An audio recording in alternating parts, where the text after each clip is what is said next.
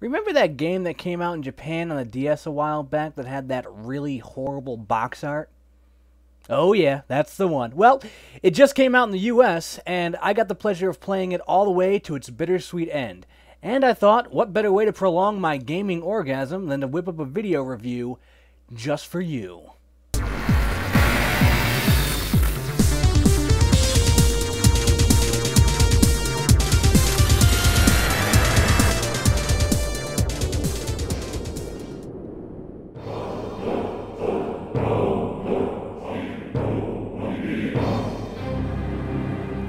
The storyline's pretty straightforward. Sometime in the 21st century, just when humanity's finally gotten all cozy on their big blue rock called Earth, a spatial anomaly known as the Schwarzwelt manifests itself inside the South Pole, threatening to engulf the entire planet as it expands outwards. Oh, but no worries, because like always, the government's got a plan. Since the unmanned probes they sent into the phenomena kept getting destroyed and sending back images from within of shopping malls and battlefields, that's just nuts, right?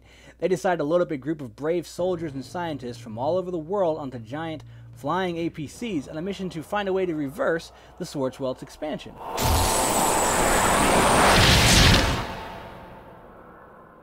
The protagonist of the story, fucking useless, I'll go over the origin of this name later, is one of these soldiers on board the Red Sprite, a ship in charge of kicking ass and taking names should the need arise. And as you may have guessed, it's not long before the need does arise, as the entire crew is up to their nipples in demons.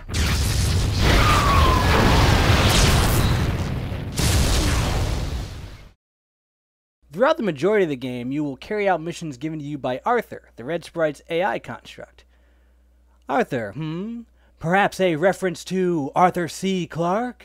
This mission is too important for me to allow you to jeopardize it. Fuck you, Hal. No, Dave. Fuck you. Nah, that'd be too obvious. Anyway, after receiving your demonica, you will be asked a series of questions. Think of it as a Strange Journey GOAT exam. You don't want to know what happens to people who fail the GOAT. You see, rather than manually distributing stat points into Mr. Useless after every level up, like you may be used to in previous Shin Megami Tensei titles, they will be automatically spread out in accordance to the class your character falls into, decided, of course, by your answers to the questions. However, personally, I found that the main character's stat growth was completely disproportionate to what the game had in mind for me. My physical build was getting magic points out the yin-yang, and only once in a blue moon would my magic build get a magic point. So, either this system's broken or there's just something I'm not getting. But honestly though, this isn't such a big deal, and the reason for that is the main character fucking sucks. It doesn't really matter if he's purely physical or magical, as he doesn't receive any decent skills of his own. Instead, he inherits his abilities via weapons you can buy in the lab. You want a main character that has ice skills? Well, you're gonna have to buy a gun that can shoot ice rounds. Oh, but wait, before you can buy the gun, you have to find the essential materials called forma out in the field in order to build it. Same thing goes for defensive attributes. You want to protect your guy against a certain type of attack? Well, you're gonna have to hope you got the shit necessary to whip up and buy the armor or accessories to do that. This wouldn't be so bad, but like most Shin Megami Tensei games out there, if your main character dies in combat, it's fish and mailed.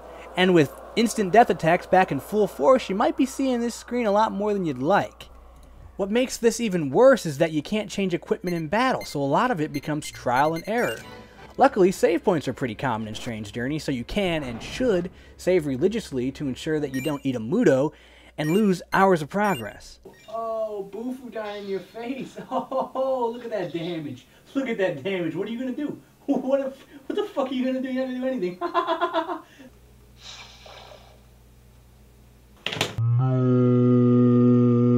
Taking all of that into account, this game could have easily turned into a 50-hour-long turn-based escort missions in MegaTen hell.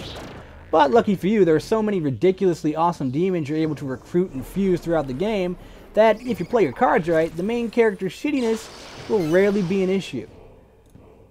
The good old negotiation system from previous Shin Megami Tensei titles is back in Strange Journey, and it hasn't changed a whole lot. It's still as much a pain in the ass as you probably remember it to be. It's almost impossible at times to know the right response to a demon's question, so you'll likely find yourself committing to memory what it is they liked or disliked during a conversation. Now, once you get past the talking stage, you can begin negotiating with the demon to join your party, and things in this stage typically go well as long as you have what they request.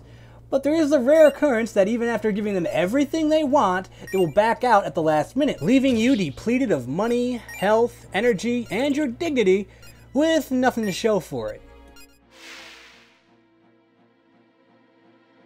Strange Journey also sports a really cool feature which allows you to share demons between your friends via generated passwords. Now, the only problem with this is that these passwords are 32 character long case sensitive clusterfucks. All I can say is, thank God for touchscreen. Whew! All of you aspiring cartographers out there will be sad to know that, unlike Etrian Odyssey, Strange Journey automatically maps out your progress through dungeons. No more need to manually draw every fucking door, wall, and pitfall.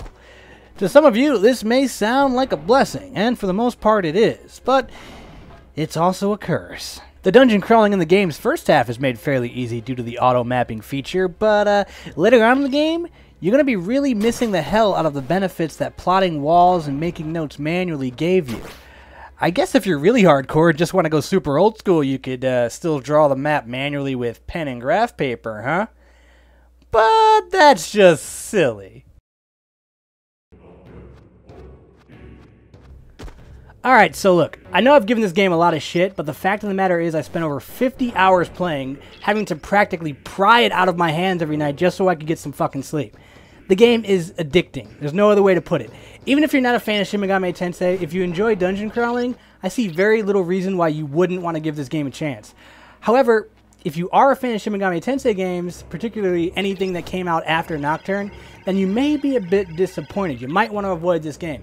Don't go into Strange Journey expecting another Devil Survivor, and certainly don't go in expecting a Persona game. Despite the somewhat lengthy intro, there's way more gameplay here than there is character interaction. And with Nocturne being one of my favorite RPGs of all time, I'm sure you can guess how I feel about that. Pretty damn good. You know, if someone were to twist my arm and force me to give this game a score, I'd have a tough time doing it. It's a solid installment into the franchise, and it's a pretty good dungeon crawler on its own, but it's also far from being my favorite Shin Megami Tensei game. With that said, I'm awarding this game with 3.5 Jack Frost out of 5. Hee-haw!